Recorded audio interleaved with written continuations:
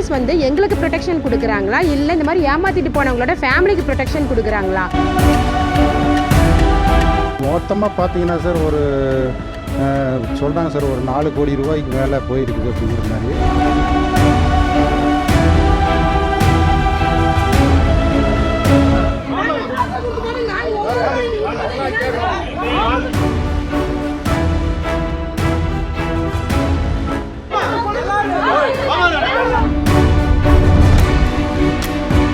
சீட்டு முடிஞ்சிருச்சு போயிட்டு நகை எடுத்துப்போம் அப்படின்னு சொல்லி போய் பார்க்குறப்ப கடை இல்லை. ஏன் கடையை திறக்கல என்ன ஏதுன்னு கேட்டால் எங்களை சீட்டில் சேர்த்து விட்டவங்களுக்கும் எந்த டீட்டெயில்ஸும் தெரியல. கொஞ்ச நாள் கழித்து வாய்ஸ் மெசேஜ் மட்டும் போடுறாங்க, இந்த மாதிரி முறையில் நீங்கள் கடையை ஓப்பன் பண்ணுங்கள், அதனால் எந்த பிரச்சனையும் இல்லை, கஸ்டமர்ஸ் கிட்ட வந்து கொடுத்த கம்ப்ளைண்ட்லாம் ரிட்டன் வாங்குங்க, நம்ம கடையை திறந்துக்கலாம் பண்ணிக்கலாம் அப்படின்னு சொல்கிறாங்க. இந்த மாதிரி கம்ப்ளைண்ட் கொடுத்து 6-7 மாதம் ஆயிடுச்சுங்க. இது வரைக்கும் எந்த ஒரு தீர்வும் எடுக்க கிடையாது. சரி ஃபைனலாக தான் நாங்கள் வந்து அந்த ஓனரோட வீட்டுக்கு வந்திருக்கோம். வீட்டுக்கு வந்திருக்கக்குள்ள என்னன்னா அவங்க அம்மா உள்ளே இருக்காங்க. இப்போ போலீஸ் வந்து எங்களுக்கு ப்ரொடெக்ஷன் கொடுக்குறாங்களா இல்லை இந்த மாதிரி ஏமாற்றிட்டு போனவங்களோட ஃபேமிலிக்கு ப்ரொடெக்ஷன் கொடுக்குறாங்களா?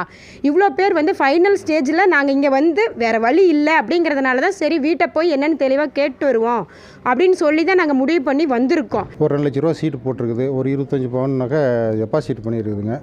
ஆனால் இப்போ ஒரு 6 மாதத்து லெவலில் அவர் வந்து நகை எல்லா கடையுமே மூடப்பட்டிருக்குது. அதுக்காக வந்து இல்லாமல் பார்த்தப்போ அவர் ஆள் தலைமறைவு ஆகிட்டார்.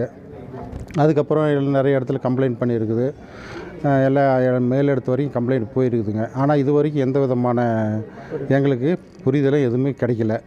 மொத்தமாக பார்த்தீங்கன்னா சார் ஒரு சொல்கிறாங்க சார் ஒரு 4 கோடி ரூபாய்க்கு மேலே போயிருக்குது அப்படிங்கிற மாதிரி.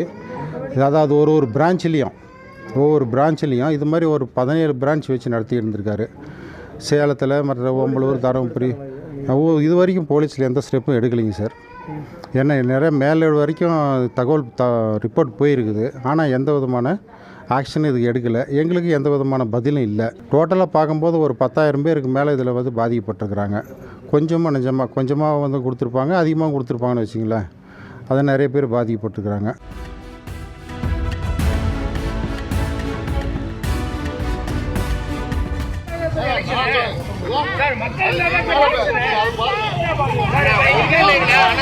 ஒரு நிமிஷம் எலெக்ஷன் டைம்ல நான் ஒரு 2 பேர்த்து சொல்றேன், அவங்கள வரவேங்கண்ணா.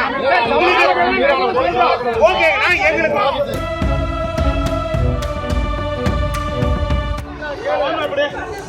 Vamos